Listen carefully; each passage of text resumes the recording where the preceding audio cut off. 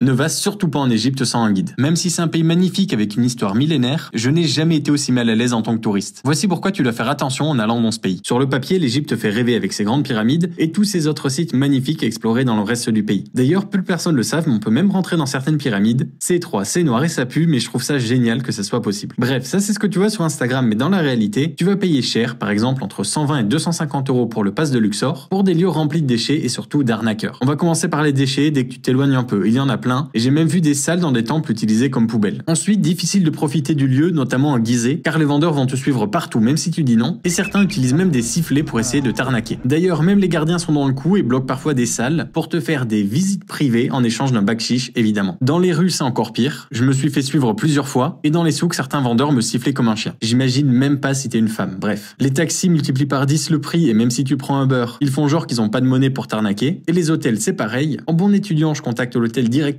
pour éviter les frais de booking, sauf qu'ici on te prend pour un pigeon et on gonfle les prix. Je pourrais parler encore de plein d'autres choses, comme la fois où j'ai failli me battre avec le gars d'une calèche qui voulait me forcer à aller dans un bar bizarre alors que je voulais juste faire le tour de la ville, ou encore de la mafia des bateaux taxis du temple flottant de Philae, je vous laisse voir les reviews sur Google Maps. Je comprends pas pourquoi le gouvernement ne fait rien, alors que ça détruit totalement l'image de leur pays. Bref, si tu veux visiter ce pays sans stress,